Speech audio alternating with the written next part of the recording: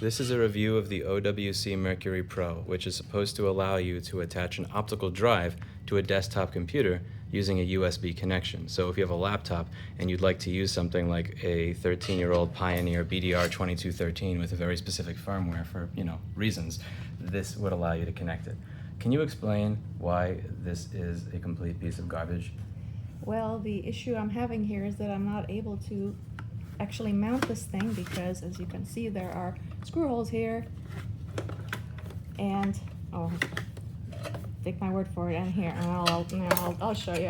Hey, come on, listen, being in an ICU and almost dead is no excuse to do a half-assed product review. Yeah. Huh? No, I need to disconnect this so I can pull it out exactly. all the way. And we demand a high-quality product review. having this plugged in is not going to make a difference because it doesn't go in all the way anyway. So screw holes here, holes here, and holes here, which should theoretically line up. Yes. There is a circuit board back here. Let's see the circuit board. That's for SATA and power for the drive. All right. So this goes in, slides in very nicely. The problem is that when the back of the drive hits the circuit board, it's as far back as it can possibly go, and these holes and the holes inside the drive do not line up. I don't know if you can see it on video, but you can kind of see where the holes are, and where these holes are, there's a good 1/4 of an inch difference there. So no matter how much you try to wiggle it in, it's just not gonna fit. So, did you get it? I did. Okay.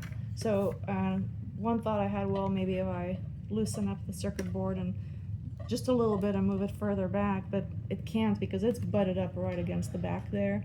So there is no playroom in here at all. So basically what this means is that either the case was constructed with the holes too far forward or too far back, or the drive was constructed with the holes too far forward. The funny thing is that I remember I was posting about this on Mac Rumors, I think 11 or 12 years ago, where OWC was making these aftermarket drives for the A1369 MacBook Air, and people were bringing them to me, and on one end of the computer they fit in, but I couldn't get the screw in because they were a teeny tiny bit too long, and they didn't actually fit. I mean, the bigger problem was that they died constantly, but it's good to see that almost 11 years later, the exact same thing.